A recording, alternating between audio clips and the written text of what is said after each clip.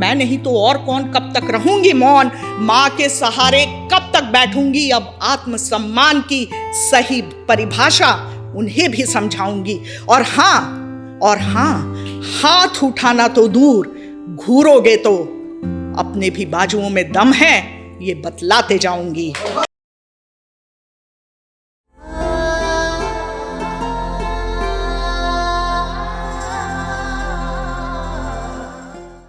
Hello दोस्तों, मेरा नाम रश्मि साबले और मैं कहानियां सुनाती हूं।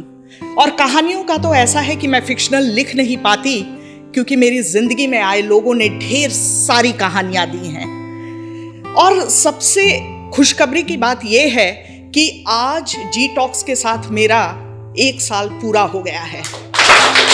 बहुत बहुत धन्यवाद। और शायद आप लोगों की ही संगत का असर है या इनकी ईमानदारी का असर है कि मुझे लगता है कि कहीं ना कहीं मेरी लेखनी में काफी सुधार हुआ है।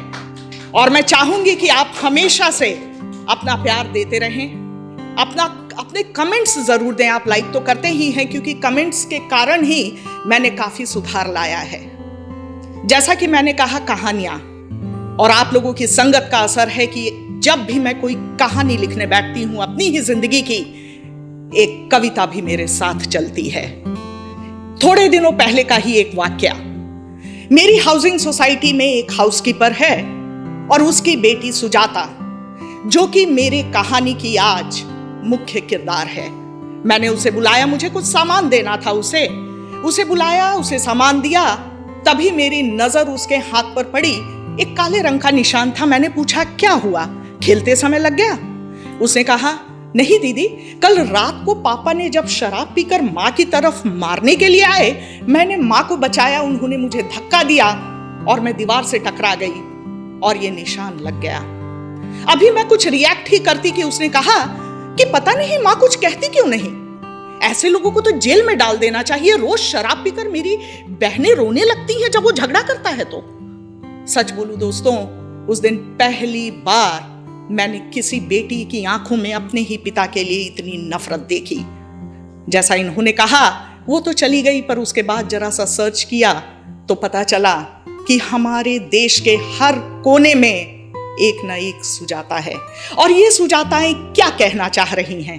यही ना कि माँ कुछ कहती क्यों नहीं, माँ कुछ कहती क्यों नहीं, कई दफा तुझे अपने ही उसूलों से समझौता करते हुए देखा है। बेटियां और पढ़ाई, पापा ने कहा, बेटियां और पढ़ाई किसने है ये बगावत की आग लगाई। उस दिन एक औरत को औरत के पैरों की जंजीर बनते देखा है। माँ कुछ कहती क्यों नहीं, कई दफा तुझे अपने ही उसूलों से समझौता करते हुए देखा है।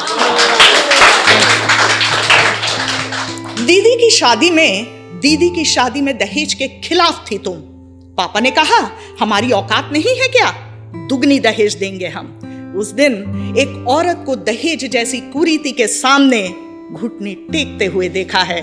तुझे चुप बैठे देखा है। माँ कुछ कहती क्यों नहीं, कई दफा तुझे अपने ही उसूलों से समझौता करते हुए देखा है। जब भैया ने पहली बार भाभी पर हाथ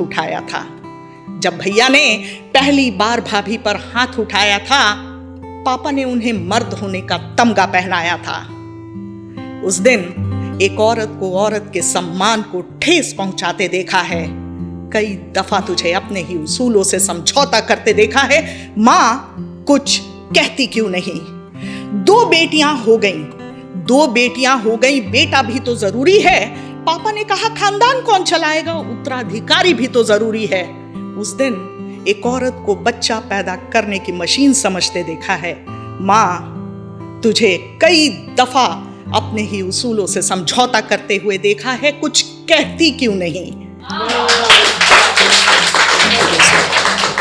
पता नहीं मुझे कि बाकी लोग क्या सोच रहे हैं, लेकिन मेरी कहानी की किरदार जो सुजाता है, वो सिर्फ यही कहना चाहती है, मैं नहीं तो और कौन, कब तक रहूंगी मौन, माँ के सहारे कब तक बैठूंगी, अब आत्मसम्मान की सही परिभाषा उन्हें भी समझाऊंगी।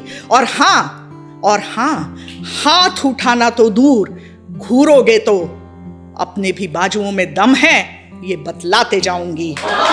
मैं नहीं तो कौन, मैं नहीं तो कौन, कब तक रहूंगी मौन, मैं नहीं तो कौन, कब तक रहूंगी मौन।